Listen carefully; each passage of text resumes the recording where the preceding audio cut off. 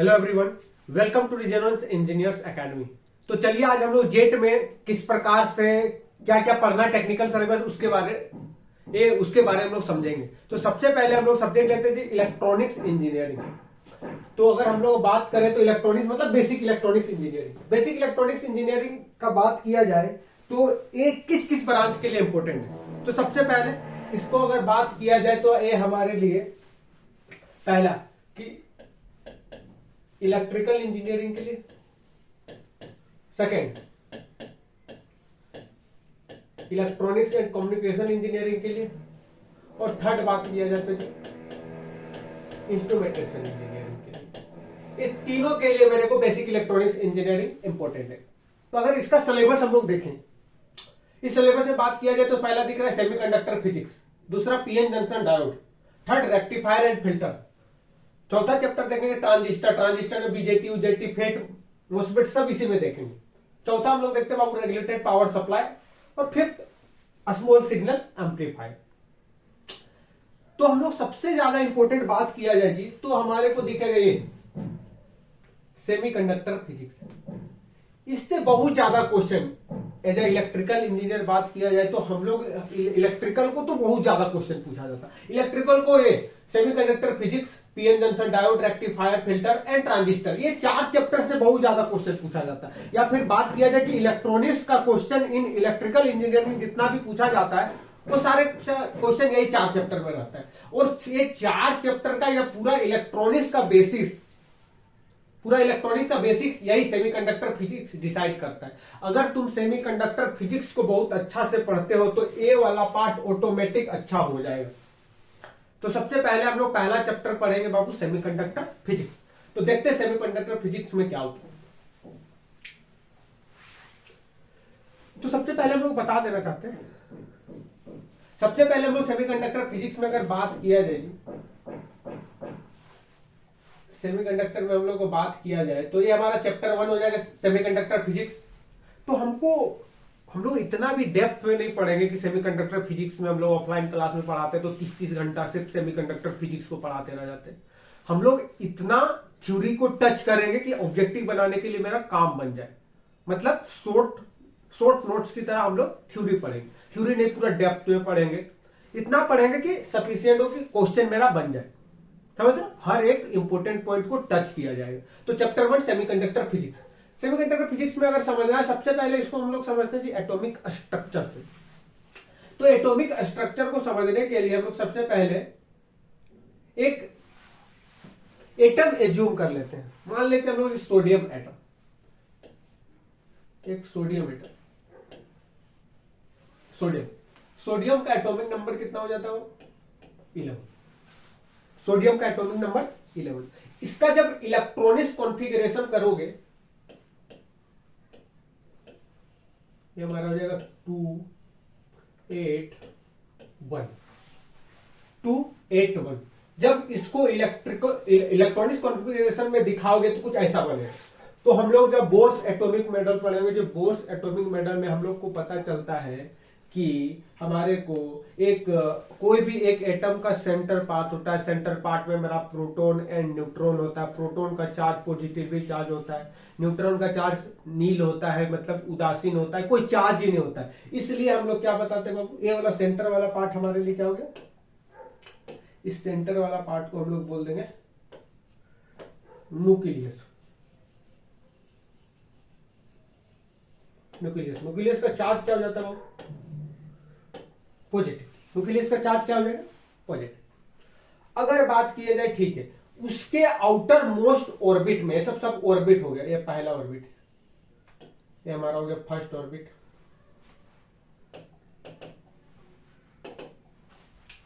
ये हमारा हो गया बाबू फर्स्ट ऑर्बिट।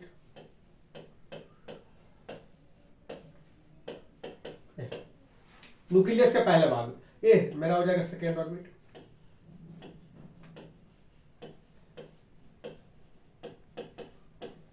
और ये तीसरा क्या हो जाएगा? Third orbit. और ज्यादा ऑर्बिट हो सकता है, वो डिपेंड करता है कि कौन सा मटेरियल हम लोग लिए हैं। अभी सोडियम लिए तो सोडियम का देख रहे होंगे मेरे को इलेक्ट्रॉनिक्स कॉन्फ़िगरेशन करने के बाद हमारे को 3 तो सेल का नीड है, पहला सेल, दूसरा सेल, तीसरा सेल। और पहला सेल में मेरा कितना इलेक्ट्रॉन पाए जाएंगे, तो हमको दिख रहा है कि पहला सेल में मेरा इलेक्ट्रॉन कितना है, 2 इलेक्ट्रॉन। तो हमारे को यहाँ पे बेसिकली क्या इलेक्ट्रॉन दिखा देना, 2 इलेक्ट्रॉन दिखा देना। तो बेसिकली यहाँ पे हमको दिखा देते हैं पहला इलेक्ट्रॉन, ये हमारा हो गया दूसरा इलेक्ट्रॉन। फर्स्ट सेल मेरा कंप्लीट हो गया। अगर उसके बाद देखा जाए दूसरा सेल में कितना इलेक्ट्रॉन पाया जाए, तो दूसरा सेल में हमको दिख रहा है 8 इलेक्ट्रॉन। तो 8 इलेक्ट्रॉन को दिखाने के लिए हम सेकेंड सेल में गए, फर्स्ट इलेक्ट्रॉन, सेकेंड इलेक्ट्रॉन, ये हमारा हो गया थर्ड इलेक्ट्रॉन, ये हमारा हो गया फोर्थ इलेक्ट्रॉन, ये हमारा हो गया फिफ्थ, ये हमारा हो गया सिक्स, सॉरी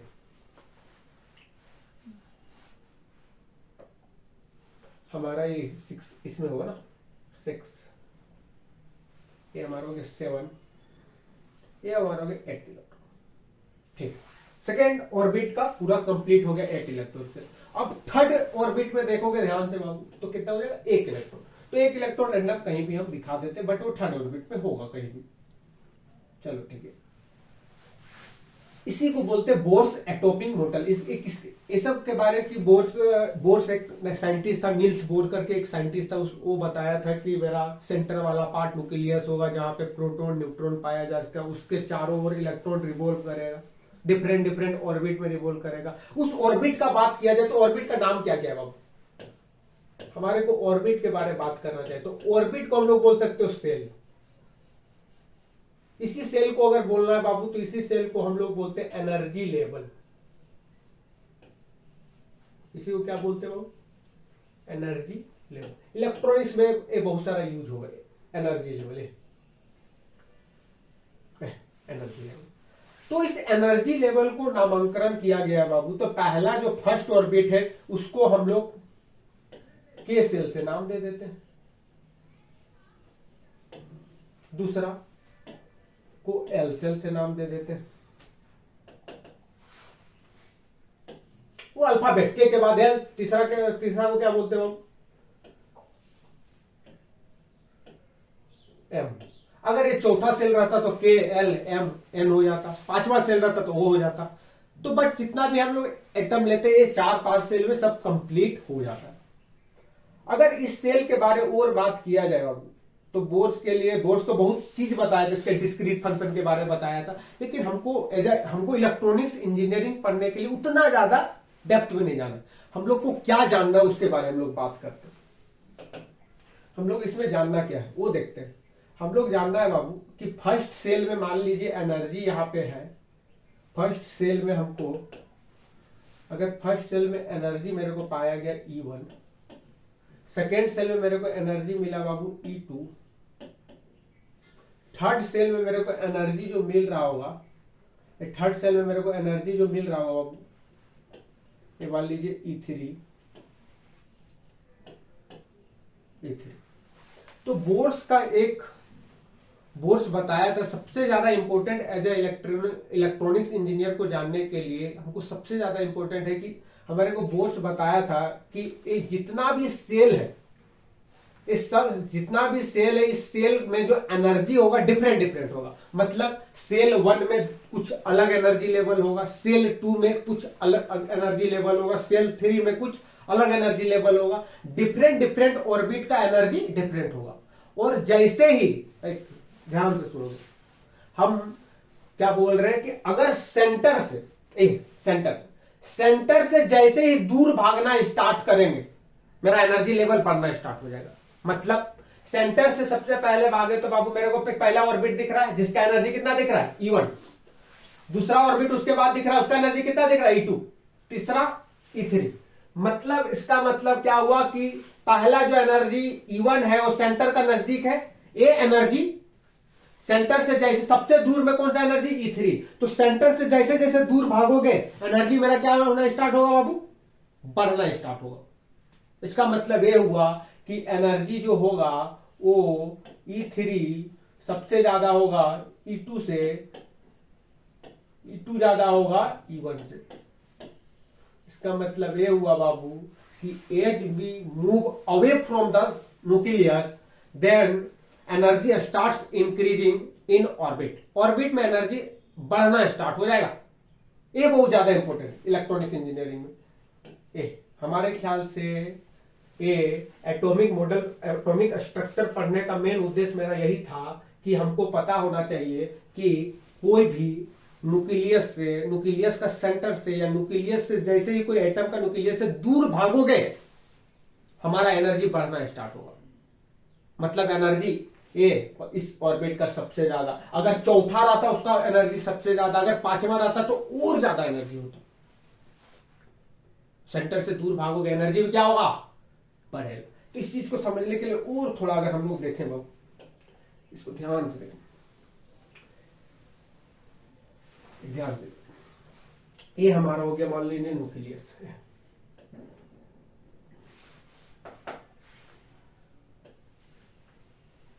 ये हमारा हो गया न्यूक्लियस। न्यूक्लियस से हमारा मान लीजिए पहला एनर्जी लेवल, दूसरा एनर्जी लेवल, तीसरा एनर्जी लेवल, चौथा एनर्जी लेवल। और पहला एनर्जी, इसको अगर बात किया जाए, पहला एनर्जी लेवल E1 है, दूसरा एनर्जी लेवल E2 है, तीसरा एनर्जी लेवल E3 है, चौथा एनर्जी लेवल E4 है। तो हम पाएंगे कि सेंटर से या फिर न्यूक्लियस का सेंटर से जितना दूर है वो एनर्जी उतना ज्यादा। मतलब क्या होगा बाबू कि E4 का वैल्यू सबसे ज्यादा होगा E3 से, E3 ज्यादा होगा E2 से, E2 ज्यादा होगा E1 से। ठीक है। एक्चुअली जो ये हाफ हाफ दिखाती है एक्चुअली सर्कल के फॉर्म में है, ए ऑर्बिट के फॉर्म में, बस दिखाने के लिए ऐसा दिखाती है। ये बहुत ज्यादा मेरे ख्याल से इलेक्ट्रॉनिक्स का स्टार्टिंग ही यहीं से होना चाहिए। ये बहुत ज्यादा, अगर ये चीज नहीं समझ में आता है कि न्यूक्लियस से जैसे जैसे दूर भाग रहे हो ये एनर्जी बढ़ेगा, यहीं से सब, यहीं से मेरा वैलेंस बैंड, कंडक्शन बैंड सब यहीं से आएगा। ठीक है। तो अब हम लोग बात करते हैं बाबू की, ध्यान से देखिए कि वैलेंस बैंड और कंडक्शन बैंड आता है कैसे। अगर ये मेरा जो ऑर्बिट बना हुआ है और ऑर्बिट मेरा सर्कुलर इन नेचर है, ध्यान से देखो सब सर्कुलर इन नेचर है।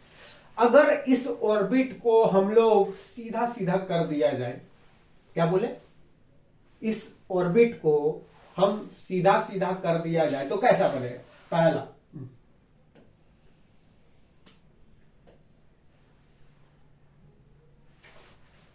हमारे को बोल दिया बाबू एज ऑफ न्यूक्लियस।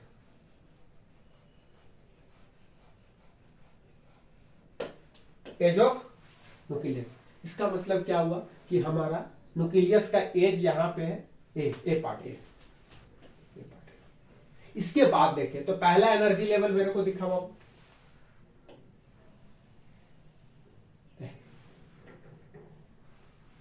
तो इधर हम लोग एज ऑफ न्यूक्लियस रखे और इधर हम लोग क्या दिखाते हैं बाबू, एनर्जी। एनर्जी बेसिकली इसमें बहुत कम एनर्जी होता है, तो बेसिकली इलेक्ट्रॉन वोल्ट के टर्म में दिखाया जाता है। तो पहला को जब सीधा करोगे ये हमारे को कुछ इस प्रकार से मिलेगा, दूसरा को जब मिलेगा तो ये हमारे को, तीसरा मिलेगा अब कुछ ऐसा, चौथा मिलेगा ऐसा। बट हमारे को जब सोडियम एटम लेते हैं तो ये 3 बैंड मिल पाता है, 3 एनर्जी लेवल मिल पाता है, 3 सेल मिलता है। तो अगर हम इसके बारे में बात किया जाए तो फर्स्ट बैंड का एनर्जी कितना है, E1, सेकेंड बैंड का एनर्जी कितना है बाबू, E2, और थर्ड बैंड का एनर्जी कितना है बाबू,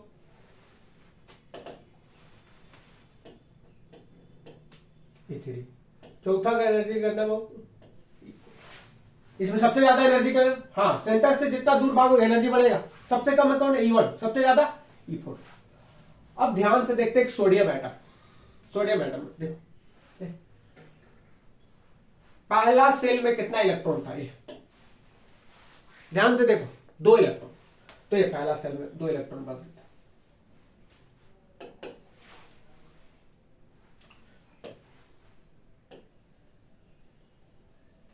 ये हमारा 2 इलेक्ट्रॉन दे देगा। दूसरा सेल में 8 इलेक्ट्रॉन,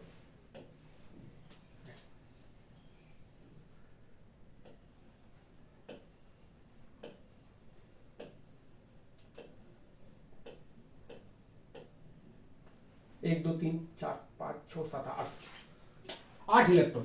तीसरा ऑर्बिट में ध्यान से देखो, 2 8 1 सोडियम का एटॉमिक नंबर 11, तो ए हमारा हो गया 1 इलेक्ट्रॉन। ठीक, तो हमारे को इस प्रकार से दिखाया जाता है। तो बताओ पहला ऑर्बिट में कोई भी, पहला ऑर्बिट में कितना इलेक्ट्रॉन होता है? 2। ऑब्वियस सा बात है, पहला ऑर्बिट में 2 इलेक्ट्रॉन। अपने को कंप्लीट करने के लिए, पहला ऑर्बिट को स्टेबल बनाए हुए रखने के लिए वहां पे 2 इलेक्ट्रॉन का नीड होता है। 2 इलेक्ट्रॉन है मतलब ये स्टेबल है, तो इसको बोलते हैं बाबू, इसको बोलते हैं हम लोग स्टेबल ऑर्बिट। इसको क्या बोलते हैं? Stable orbit. Why stable orbit? क्या है कि 2 इलेक्ट्रॉन फर्स्ट ऑर्बिट को नीड है और 2 इलेक्ट्रॉन है तो स्टेबल है। या फिर इसको अगर और नाम देना है तो लिख सकते हो फुलफिल। क्या बोलेगा? फुलफिल ऑर्बिट, या फुलफिल है। सिमिलरली ये भी हो जाएगा, क्यों? इसको भी स्टेबल ऑर्बिट बोल सकते हो, सेकेंड ऑर्बिट को भी। ये भी मेरा फुलफिल ऑर्बिट है, क्यों? इसलिए क्या कि सेकेंड ऑर्बिट में मेरे को इलेक्ट्रॉन का नीड कितना था? 8। क्या यहां पे 8 इलेक्ट्रॉन नहीं था? यहां पे मेरा 8 इलेक्ट्रॉन नहीं था?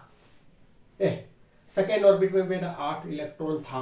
इसका मतलब ये हुआ कि ये भी फुलफिल ऑर्बिट है। इस ऑर्बिट में जितना इलेक्ट्रॉन का जरूरत था वो इलेक्ट्रॉन है, इसलिए इसको क्या बोलेंगे? Fulfil orbit. थर्ड ऑर्बिट में ध्यान से दो, थर्ड ऑर्बिट में सोडियम का बात किया जाए तो 1 इलेक्ट्रॉन है, बट अपना कंप्लीट ऑक्टेट को फुलफिल करने के लिए इसको कितना इलेक्ट्रॉन का नीड पड़ेगा? या फिर 1 इलेक्ट्रॉन को ये रिलीज कर देगा, तो भी सब बात है, पूरा कंप्लीट तो नहीं कर पाया, अपने आप को स्टेबल तो नहीं बना पाया। तो ये वाला पार्ट को, ये मेरा क्या है बाबू? ये फुलफिल ऑर्बिट है? नहीं, इसको हम लोग नहीं बोलेंगे फुलफिल ऑर्बिट। ये हमारा फुलफिल ऑर्बिट नहीं। जो मेरा ऑर्बिट फुलफिल ऑर्बिट नहीं होता है बाबू, उसी को हम लोग बोलते हैं valence orbit.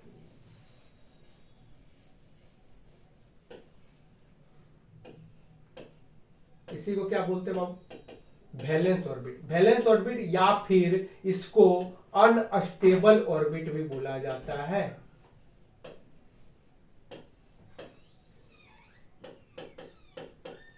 Y unstable orbit? Because यहां पे एक जो इलेक्ट्रॉन है बाबू, सोडियम एटम 1 इलेक्ट्रॉन को रिलीज करके अपने क्या करता है? एक डोनर की तरह काम करता है, एक डोनेट कर देता है ना एक इलेक्ट्रॉन अपने आप को स्टेबल बनाए रखने के लिए।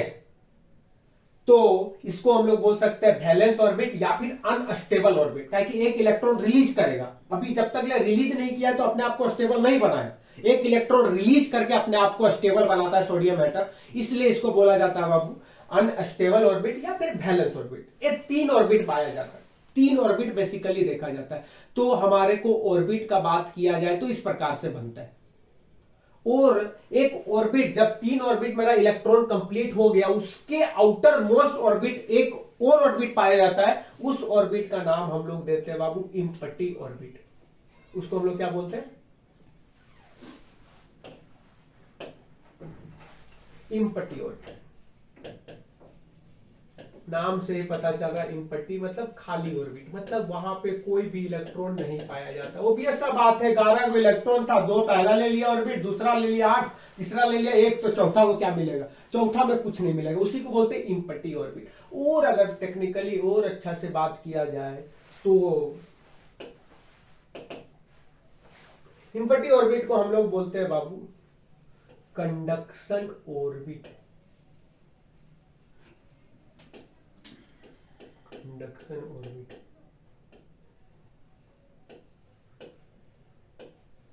कंडक्शन ऑर्बिट,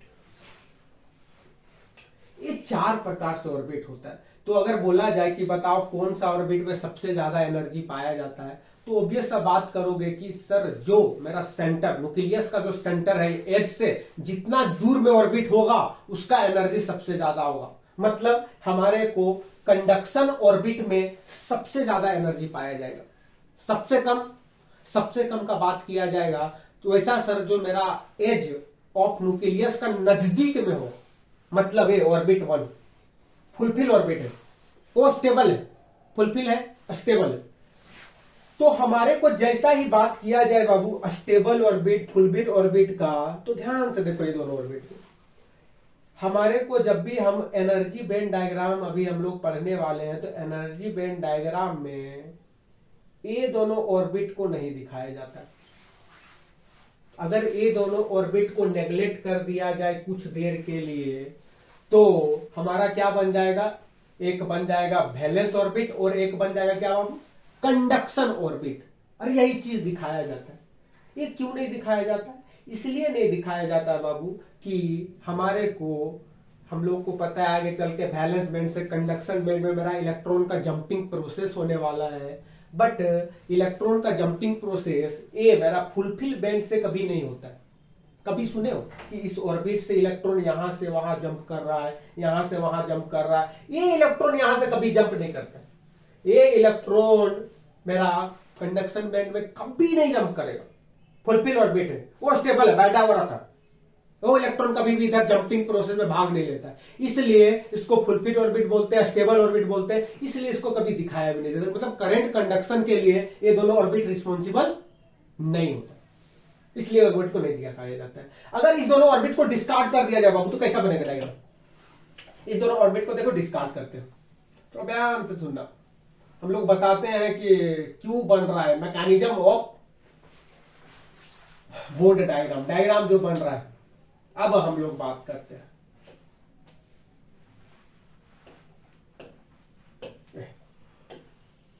जब दो को डायग्राम को हम लोग मिटा देते हैं तो हमारे इधर हो गया एनर्जी हो गया electron volt basically small unit of energy. हमारे को इधर देखा जाए तो ये क्या होता है बाबू, एज ऑफ न्यूक्लियस।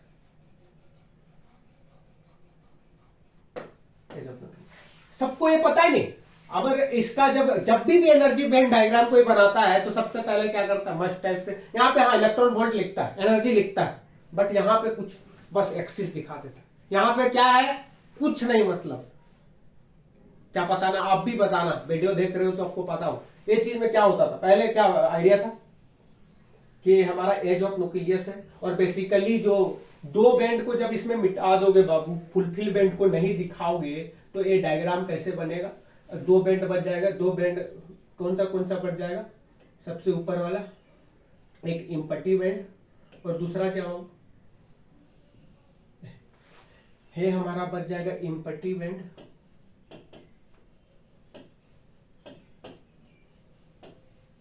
ये हमारा बच जाएगा क्या बाबू, इम्पटी बैंड। और ये हमारा हो जाएगा वैलेंस बैंड।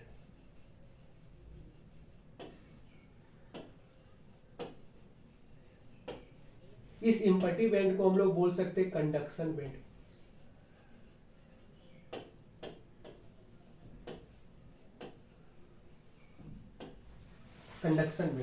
कंडक्शन में बेसिकली सीबी और हम वैलेंस बैंड को भी। अब इसमें क्या होता है बाबू कि इसमें हमारे को इलेक्ट्रॉन वैलेंस बैंड में पूरा भरा हुआ रहता है। तो इसी को बोलते हैं, इस डायग्राम को हम लोग क्या बोलते हैं बाबू, एनर्जी बैंड डायग्राम। इस डायग्राम को हम लोग क्या बोल देते हैं बाबू, एनर्जी बैंड डायग्राम।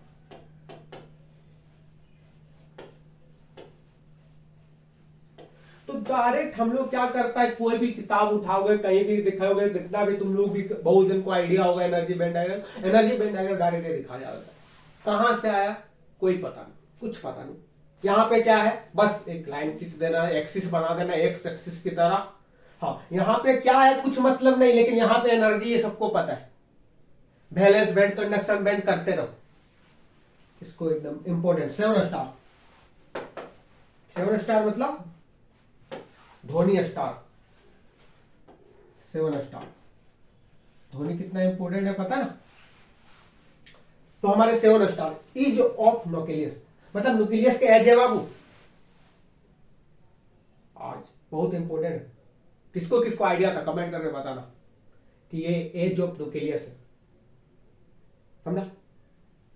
चल तो हम लोग आगे देखते हैं। तो ये हमारा बन गया बाबू energy band diagram. Energy band diagram किसको बना, कैसे बना, क्या होता तो इतना हम दिखा के काम चला सकते थे, लेकिन एनर्जी बैंड डायग्राम कैसे बना हमारे को। बेसिकली एनर्जी बैंड डायग्राम कुछ नहीं है भाई। एनर्जी बैंड डायग्राम एक इलेक्ट्रॉन का जो ऑर्बिट सर्कुलर इन नेचर का था ना, उसको कट करके सीधा सीधा लाइन कर दिए, सीधा सीधा कर दिए। सीधा सीधा करने के बाद जितना भी फुलफिल ऑर्बिट था, मतलब न्यूक्लियस का नजदीक वाला ऑर्बिट फुलफिल था ना, 2-8 वाला इलेक्ट्रॉन जिसमें भरा हुआ था, उसको नहीं दिखाते हैं, सिर्फ वैलेंस एंड कंडक्शन ऑर्बिट को दिखाते हैं। तो बोल देते हैं क्या बाबू, हमारे को बन गया एनर्जी बैंड डायग्राम। क्यों एनर्जी बैंड डायग्राम, ऑब्वियस सा बात है, इस बैंड में डिफरेंट डिफरेंट का एनर्जी पाया जाता है। यहां का एनर्जी को हम लोग बोल दे रहे हैं, इस एनर्जी की वैलेंस बैंड में जो एनर्जी है उसको बोल देते हैं ईबी, वैलेंस बैंड का एनर्जी। यहां का जो एनर्जी होगा उसको बोल देते हैं बाबू ईसी। तो ऑब्वियस सा बात है कि यहां न्यूक्लियस से दूर भागेंगे तो एनर्जी ज्यादा मिलेगा, मतलब ईसी मेरा क्या होगा बाबू, energy in conduction band is greater than energy in valence band. तो ऑब्वियस सा बात है मेरे को conduction band and valence band में कुछ एनर्जी का डिफरेंस मिलेगा, एनर्जी गैप मिलेगा। डिफरेंस मतलब एनर्जी का गैप मिलेगा, ईसी माइनस ईबी। यही एनर्जी का नाम हम लोग आगे चल के देते हैं बाबू forbidden, forbidden energy gap. Forbidden energy gap का बात किया जाए तो फोरबिडेन का जब हिंदी वर्ड दिखोगे बाबू, तो फोरबिडेन का मतलब होता है कि जहां पे मतलब अलाउ नहीं रहता, किसी का अलाउ नहीं है, वो वहां नहीं जाना है, तो उसको थोड़ा इंग्लिश उसको बोलते हैं। फोरबिडेन का मतलब हुआ वो जहां पे अलाउ नहीं है, रेस्ट्रिक्टेड एरिया बोल सकते हैं, सही बात। जहां पे किसी का अलाउ नहीं है, रेस्ट्रिक्टेड एरिया, मतलब इलेक्ट्रॉन बाबू वैलेंस बैंड से यहां बीच में कहीं पे नहीं रह सकता। ये सब क्या है, सब रेस्ट्रिक्टेड एरिया है। इलेक्ट्रॉन यहां से यहां जा सकता है, यहां से यहां जा सकता है, मतलब इस एरिया में रुक नहीं सकता। ये हमारा क्या हो गया, रेस्ट्रिक्टेड एरिया है। रेस्ट्रिक्टेड एरिया मतलब फॉरबिडेन एरिया है, इसलिए इसको बोलते हैं फॉरबिडेन एनर्जी गैप। जहां पे इलेक्ट्रॉन का अलाउ नहीं रखना, ठहरना अलाउ नहीं है, हाँ इस पाथ से तू जा सकता है बट वहां पे रुक नहीं सकता, रेस्ट्रिक्टेड है, इसलिए उसको हम क्या बोलते हैं भाई, फॉरबिडेन। फॉरबिडेन मतलब रेस्ट्रिक्टेड, समझ रहे हो।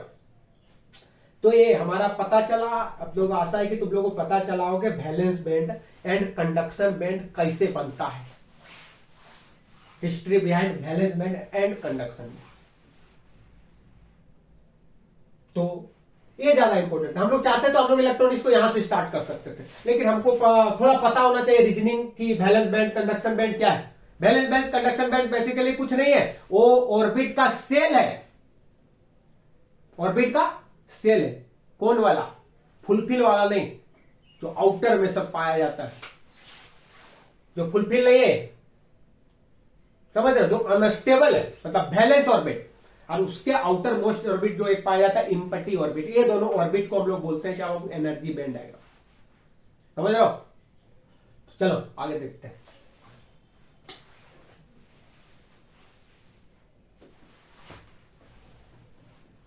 अगले देखो बाबू, हम लोग आप classification of solid material according to energy band diagram. कोई भी सॉलिड मटेरियल को हम क्लासिफाई कर सकते हैं according to energy band diagram. तब एनर्जी बैंड डायग्राम तो हम लोग पढ़ लिए, जो एनर्जी बैंड डायग्राम पढ़े ना बाबू, कि एक बैंड डायग्राम दिखाए, 2 गो बैंड दिखाए। सबसे नीचे वाला बैंड मेरा क्या था, सबसे पहले तो हम लोग ये वाला पार्ट अगला वाला वीडियो में हम लोग देखते हैं, क्या बोलते हो, नेक्स्ट वीडियो में देखते हैं। तो हम लोग ये पार्ट हम लोग नेक्स्ट वीडियो में देखते हैं। चलिए, थैंक यू।